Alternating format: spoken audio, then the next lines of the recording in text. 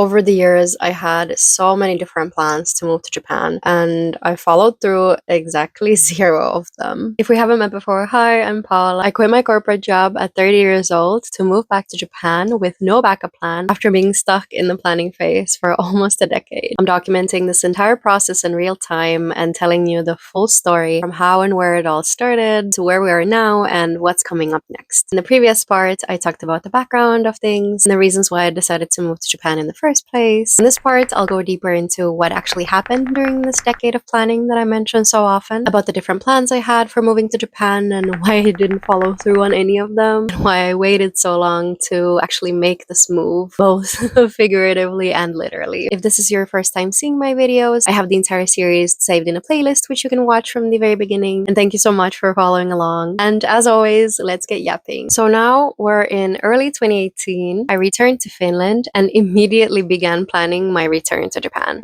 I was pretty serious for the first half of the year. I researched so many different internship opportunities, both with international companies and Japanese companies. I even went on to fly back to Japan for a few weeks to volunteer at a startup conference and do a little bit of a job hunting there. But I remember not really catching any plausible opportunities, which was, of course, understandable. So when I returned to Finland again after that volunteering stint, I began thinking of other opportunities or possibilities for me to move back to Japan and continue living there long term as I had during my exchange. And I did come up with quite a few scenarios. Each of them was technically pretty logical and in line with what I had already going for me in Finland. I was about to graduate with my bachelor's degree, so I thought, maybe if I go on to get a master's degree, I could apply for exchange to a Japanese university, do another exchange semester, or perhaps even a full year there, and then maybe go on from there and apply for an internship or a job opportunity in Japan, and thus get another chance at settling there. Or what if after graduation, I don't apply for master's and instead apply for a job based in Japan? Again, whether that's international or a Japanese company. And there was one more, I think. Yes.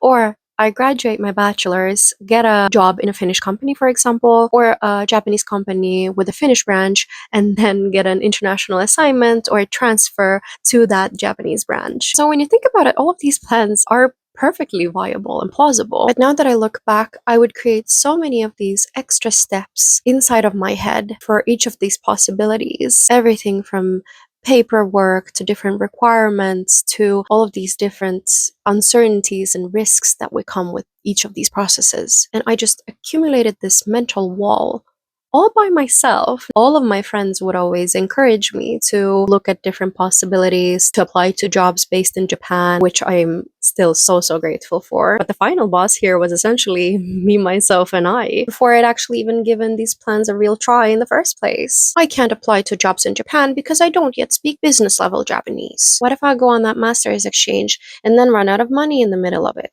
So I would unconsciously reason against myself to try and delay the process just a little bit longer, to save up more money, to get that certification, to feel just that little bit more ready to move to Japan. And that, my friends, is the biggest caveat. Start before you're ready. Before I knew it, I had gotten JLPT N2, or the second highest certification of Japanese language proficiency. I had gotten multiple degrees in business, in graphic design, in engineering, multiple years of work experience in all of those fields, which I might talk about more later because that deserves a video of its own. Anyway, having done all of that, I still felt like I'd not gotten any closer to actually moving to Japan. Then, of course, you had COVID shaking things up quite a lot. That's a totally different topic on its own. And I would visit Japan during this time multiple times, actually. Of course, enjoying my visits every single time, getting to connect with my old friends, my old classmates, acquaintances, and getting those tiny glimpses and nostalgia of how I used to live there back in 2017. I love